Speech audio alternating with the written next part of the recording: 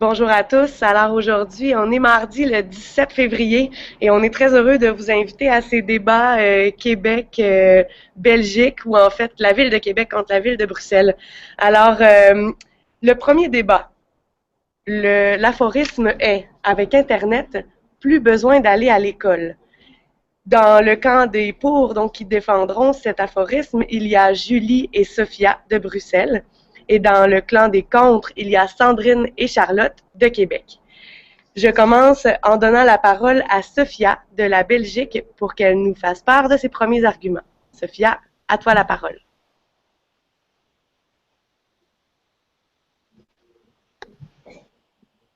Merci beaucoup. Alors, je voudrais défendre que ma cause qui est Internet rend l'école inutile, puisque pour nous, Internet est un réseau informatique mondial constitué d'un ensemble de réseaux privés. Et l'école, c'est un lieu d'activité. On a plusieurs arguments. Le premier, c'est l'accessibilité universelle aux connaissances, ce qui donne l'égalité. Donc, par exemple, l'école était indispensable avant pour avoir une éducation, mais maintenant, on a Internet qui peut faire la même chose très, très facilement. On peut accéder à l'information et aux connaissances facilement, immédiatement et gratuitement. On a par exemple Google pour la recherche, Wikipédia plus tous les autres sites pour les connaissances. Et on a aussi les réseaux sociaux, Facebook, Twitter par exemple, qui sont comme des réseaux personnels d'apprentissage. Alors que les livres et même les grandes écoles sont limitées, chères et éloignées. Par exemple, grandes villes, centres universitaires. On a aussi un deuxième argument qui ce sont les avantages des cours en ligne, qui sont très très nombreux. Mais les principaux sont l'ubiquité et la diversité.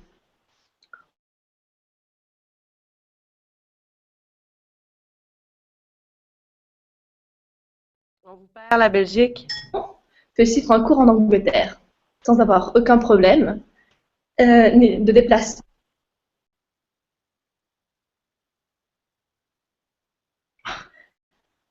Oui. Il permet aussi de réunir une plus grande diversité de personnes, de pays, de milieux, contre les écoles toujours limitées à un lieu défini. Elle permet de rendre l'offre partout disponible, des pages imprimantes en braille, etc. C'est tout. Voilà. Ouais. Merci beaucoup, Sophia.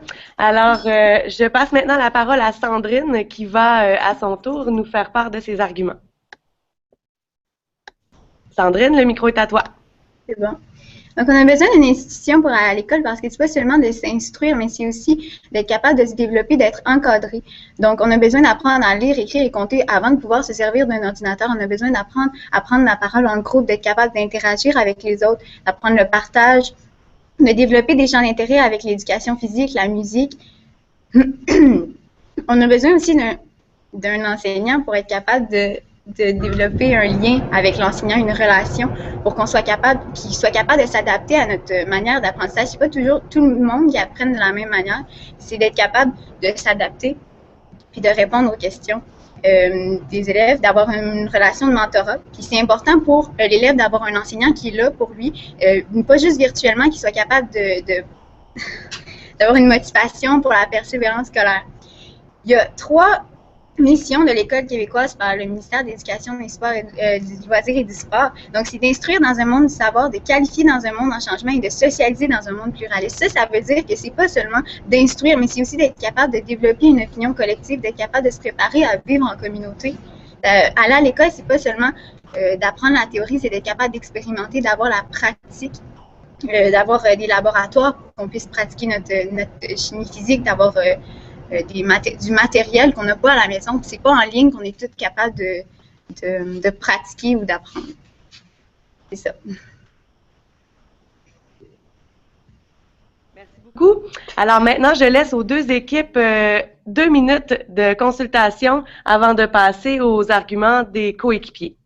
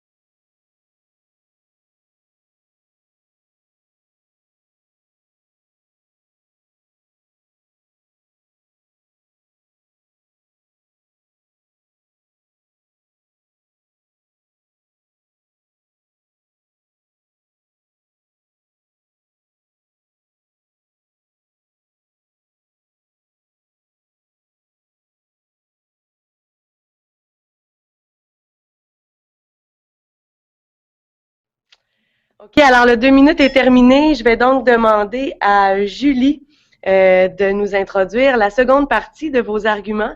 Alors, bonjour Julie. Bonjour. Le micro est à toi. OK. Alors, on va parler des avantages des cours en ligne, l'individualisation et la personnalisation. Donc, on peut suivre des cours à son propre rythme. Exemple, rejouer ou ralentir une vidéo, refaire un test. Ensuite, Internet permet de différencier les élèves. Exemple, Khan Academy, plus de 2200 mini-leçons en tutoriel vidéo, mathématiques, informatique, histoire, finance, physique, chimie, biologie, astronomie, etc. Ensuite, on peut aussi choisir le meilleur pour soi. Donc, certaines études sont mieux enseignées dans certaines universités qui ne sont pas dans la même ville ou dans le même pays. Donc, grâce à Internet, ça nous permet d'avoir ces cours-là qui sinon ne seraient pas accessibles. Il y a moins de problèmes de discipline ou de perte de temps en classe, vu que les cours seront faits en ligne. Peu de factures numériques désormais, tout le monde est de plus en plus équipé, voire graphique, utilisateur Internet dans le monde, en progrès constant. Donc, nous avons vu un graphique qui montre que de plus en plus de gens ont Internet maintenant.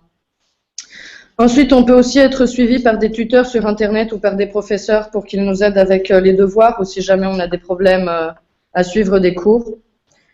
Donc ensuite, on a l'avantage des cours en ligne avec la massification.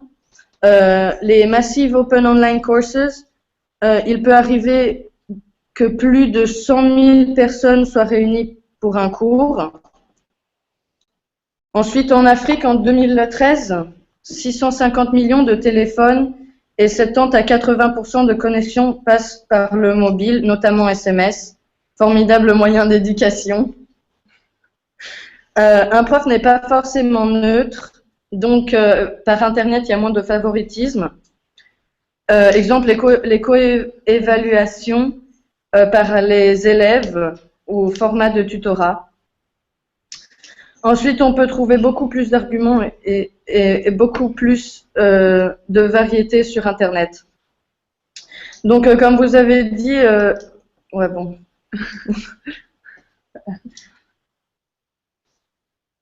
Vas-y, termine ta phrase, Julie. Comme vous avez dit... Ah oui, comme vous avez dit, certaines choses, expériences en sciences ou travaux pratiques ne peuvent pas être faits à l'école, enfin plus ou moins. Bah, pour ça, on a la théorie peut s'apprendre en ligne et certains TP peuvent se faire chez soi. Voilà, je te remercie. Alors, Québec, ce sera votre tour avec votre deuxième partie d'arguments. Je vais vous demander, Québec, d'y aller très lentement. On a une langue chantante et on parle très vite.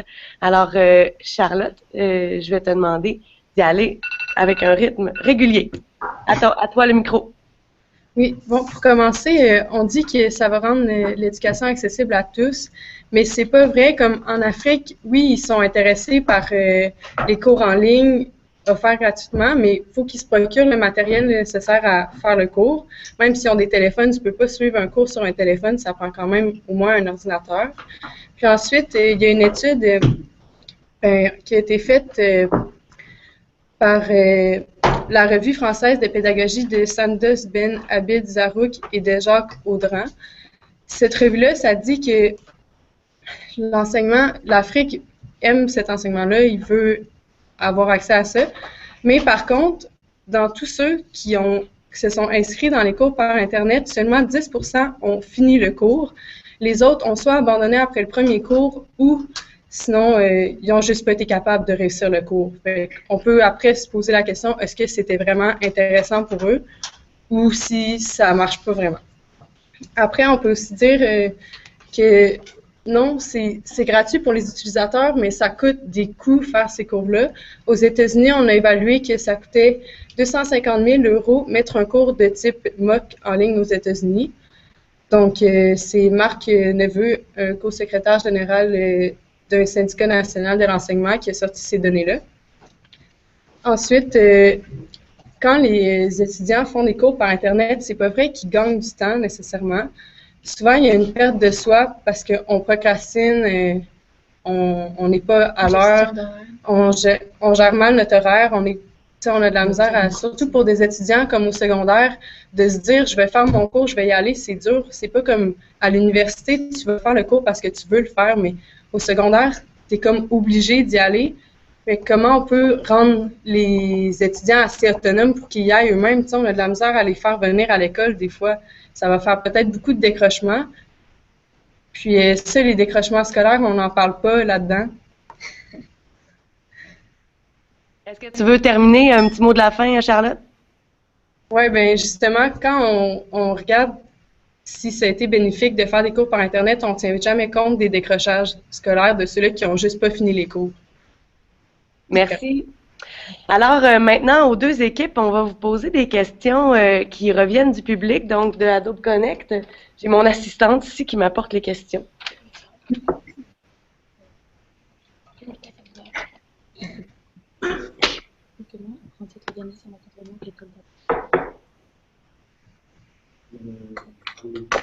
Une question du coût diminue.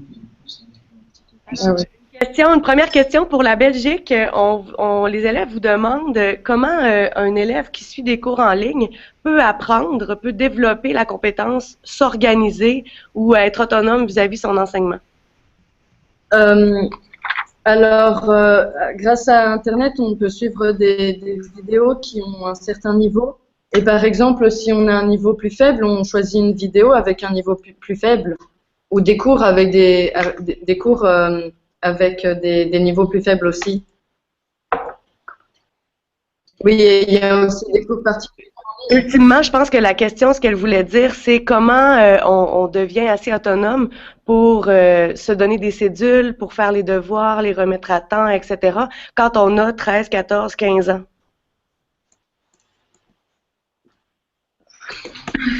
On peut se faire suivre déjà par les parents, si jamais. Et puis, il y a des professeurs qui sont en ligne qui peuvent toujours nous aider pour qu'on sache quel cours il faut qu'on suive. On peut aussi les envoyer par mail, les devoirs, les travaux et même quand on y a un test ou un examen qui se fait en ligne, il y a toujours le moyen de le faire et de l'envoyer directement. Justement, il y a plusieurs sites qui font ça, notamment des sites faits même par les propres écoles. Excellent, je vous remercie. Question au Québec maintenant. Vous avez en fait parlé, les deux équipes, vous avez parlé de différenciation scolaire. Donc, d'un côté, la Belgique, vous disiez que ça permettait de choisir des cours qui sont adaptés à notre niveau, etc., et à notre type d'apprenant.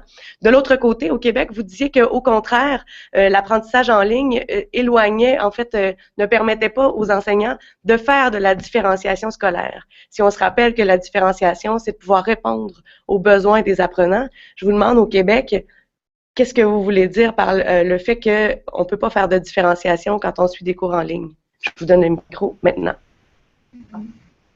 Bien, dans le fond, quand l'enseignant est vis-à-vis l'étudiant, il voit son non-verbal, il peut comprendre un peu si l'élève ne comprend pas. Souvent, l'élève ne va pas lever la main pour dire qu'il ne comprend pas, mais l'enseignant va le sentir, puis il va pouvoir aussi essayer d'y enseigner d'une façon différente, d'approcher par une nouvelle méthode. Des exemples ou des exemples de vie. Peut-être que l'enseignant sait un peu plus l'élève, c'est ce qu'il fait, s'il est sportif, il peut donner des exemples par rapport à ce qu'il sait déjà par rapport à l'élève.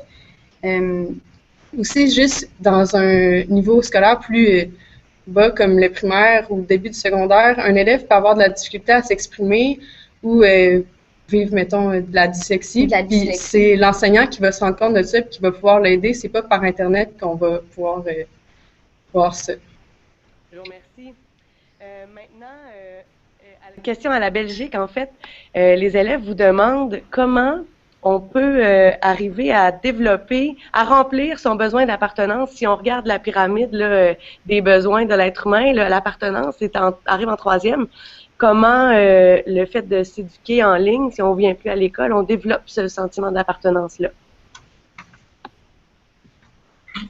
Les cours en ligne, souvent, il y a beaucoup de personnes qui y participent, donc ça permet de se sentir aussi encadré et ensemble. Et grâce au tutorat, J'ai le ton. Enfin, on a aussi plusieurs tutorats qui peuvent nous permettre de comprendre la matière. Et on a aussi un des avantages d'Internet, mais aussi un des avantages, c'est que grâce à des réseaux sociaux ou même des groupes organisés par les écoles, il y a formation par les mêmes centres d'intérêt de groupe. Donc, c'est comme si c'était aussi la même chose à l'école. On apprend à connaître les gens par les mêmes points en commun. Donc, ça permet aux gens de se sentir plus attachés. Donc, faire partie d'un groupe. Merci beaucoup. Maintenant, dernière question de cette ligne ouverte. Question au Québec. Dans le fond, vous dites que ça prend un enseignant devant des élèves pour permettre de reconnaître certaines problématiques ou de différencier l'éducation. Sauf que on se dit, ces enfants-là, ils ont des parents qui seraient à même de faire le travail. Alors, est-ce qu'on a vraiment besoin des enseignants? Quelle serait la différence entre les deux si vous répondez dans l'affirmative? Je vous passe le micro. Ben, il y a vraiment une différence entre un enseignant et un parent. L'enseignant, il est formé pour ça. Il est formé pour être capable de trouver, justement, si l'enfant il a de la dyslexie. Et surtout que le parent, il a besoin d'être sur le marché du travail. Il n'est pas toujours là pour l'enfant. Puis on a besoin d'une institution pour aller encadrer l'enfant. À partir de 5 ans, on ne l'envoie plus à la garderie, on l'envoie à l'école. Puis il y a des raisons pour ça. C'est pas le parent qui va pouvoir aussi... Okay. Allez-y, allez-y. Aussi, dans le fond, l'enseignant amène comme un point de vue différent de celui du parent. Si l'élève est toujours confronté à ses parents, aux valeurs de ses parents, il ne va pas avoir une aussi bonne ouverture sur le monde que s'il voit différents professeurs qui enseignent de différentes façons, puis il peut retirer le meilleur de tout ça.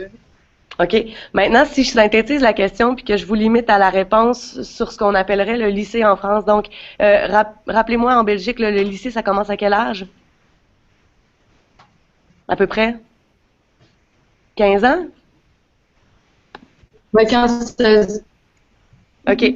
Donc, Québec, je restreins votre question. À partir de 15 ans, est-ce que un parent ne pourrait pas jouer le même rôle qu'un enseignant?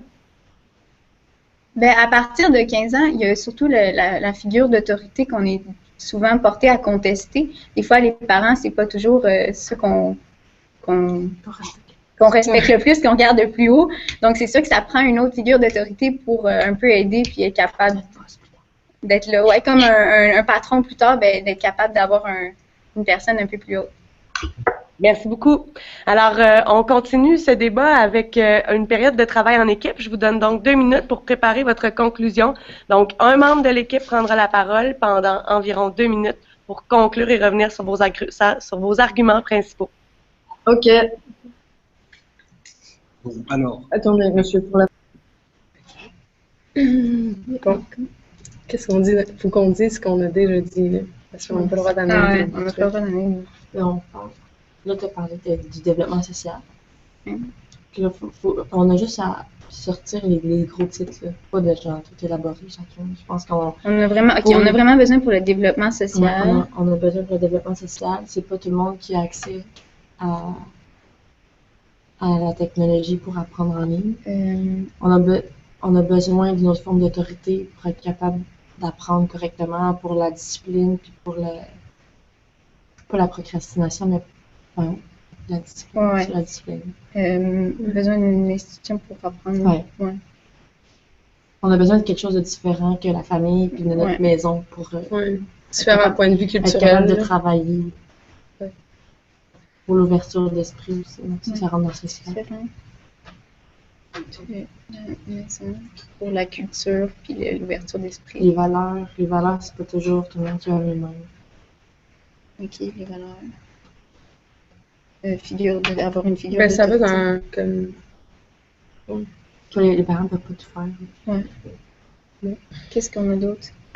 Après, ben, on a parlé des coûts, mais on parle pas vraiment de ça, non? Pour être la pensée individualiste, on n'en a pas tant parlé. Non, mais on peut pas racheter des trucs, là. Ouais, mais on a quand même amené le point quand j'ai dit qu'on se préparait à vivre en communauté. Ouais. Ben, on peut dire que pour le bien commun, c'est mieux que Qu'on garde les institutions scolaires. ouais, on finit Voilà, avec ça. on finit ok. avec Pour ça. le bien commun, c'est mieux qu'on garde les institutions scolaires. Ça forme des meilleures personnes. Pour notre société. Ouais. Moderne. Aujourd'hui.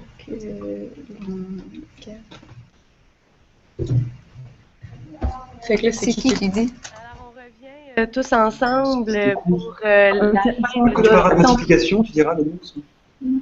La Belgique. Ah oui. Est-ce que vous êtes prêts? Oui. Oui. Excellent. Donc, un membre de l'opposition, je vais donc commencer avec l'équipe de Québec. C'est vous qui aurez la chance de conclure en premier. Alors, je crois que Sandrine, ça va être toi qui va conclure. Ouais. Tu as donc 2 minutes. Ok, c'est bon. Ben, pour conclure, nous, on a vraiment trouvé que on a besoin d'une institution pour le développement social. C'est pas tout le monde qui a accès à la technologie dans les autres pays, fait qu'on a besoin d'une place pour se rassembler puis pour apprendre. C'est aussi important pour la discipline d'avoir une figure d'autorité, d'avoir un groupe dans lequel on peut apprendre les différentes cultures, un peu ouvrir notre esprit, avoir un esprit critique, de changer nos valeurs. On peut pas faire ça juste à la maison avec notre ordinateur. Il y a certaines choses qu'on doit apprendre en communauté à vivre ensemble.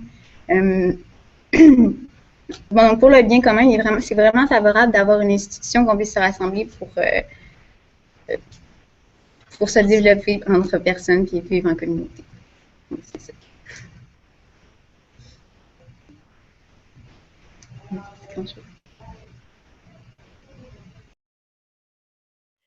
La Belgique, ce sera votre tour de conclure sur ce débat. Donc, vous avez 2 minutes devant vous. Je vous donne le micro maintenant.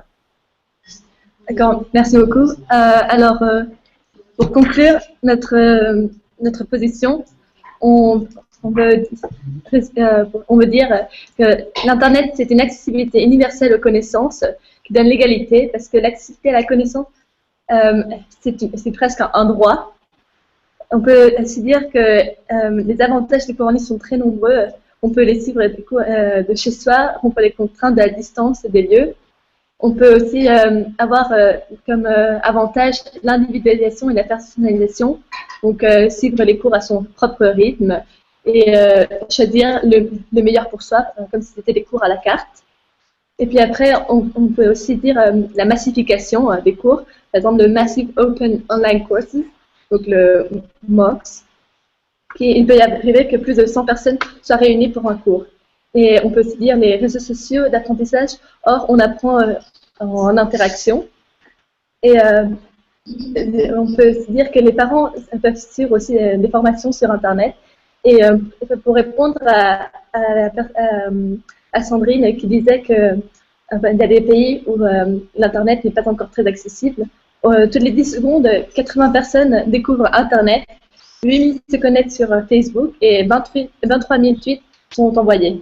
Donc, ceci sont les statistiques qui nous montrent que Internet est de plus en plus accessible.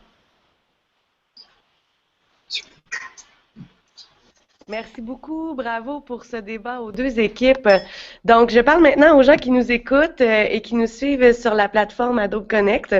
Donc, ça va être le temps de se prononcer. Est-ce que vous trouvez que l'équipe qui était pour l'aphorisme avec Internet, plus besoin d'aller à l'école, vous ont mieux convaincu que l'équipe qui disait que non, avec Internet, on a toujours besoin d'aller à l'école? Je vous donne 1 minute pour vous prononcer, donc sur la plateforme de vote Adobe Connect.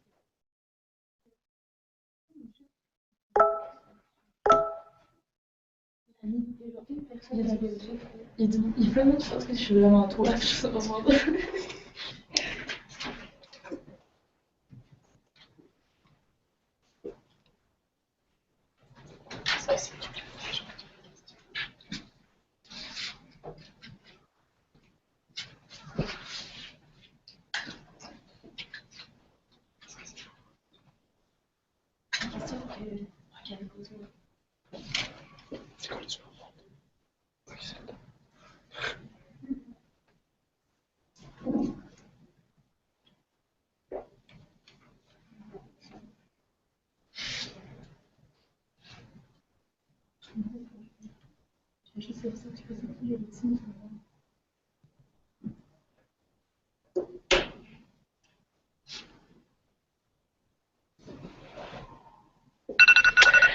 Voilà, alors je demanderai à François, enseignant de la Belgique, de clore ce vote pour qu'on ait les résultats assez rapidement.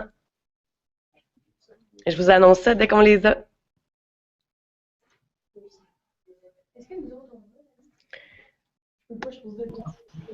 Normalement, elle devrait être diffusée. Ouais, en fait, François, ça va être toi qui vas les annoncer parce que je sais pas si nous on va les voir. Bah, ouais. Terminé. Attends, diffuser les résultats, c'est bon.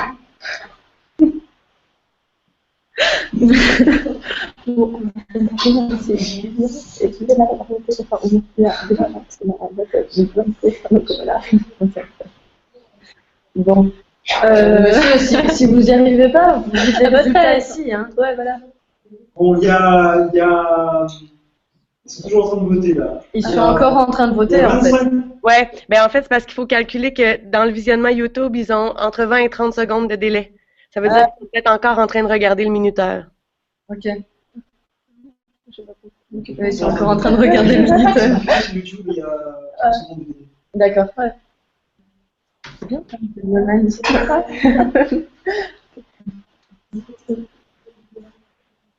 Du coup,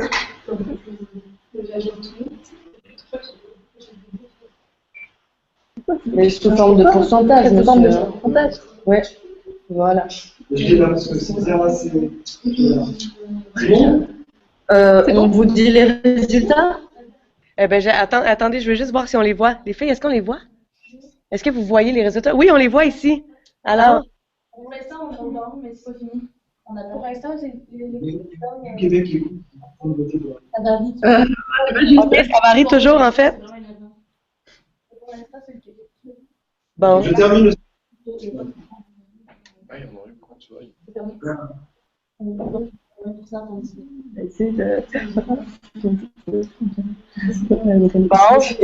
C'est pas cher avec l'école. Hein. Ouais, voilà. Alors, je vous remercie. Je clôt ce débat. On va se préparer les prochains débatteurs pour le débat numéro 2 et on vous revient à 9h05 en ligne avec le second débat sur aujourd'hui, apprendre par cœur est inutile. Au revoir.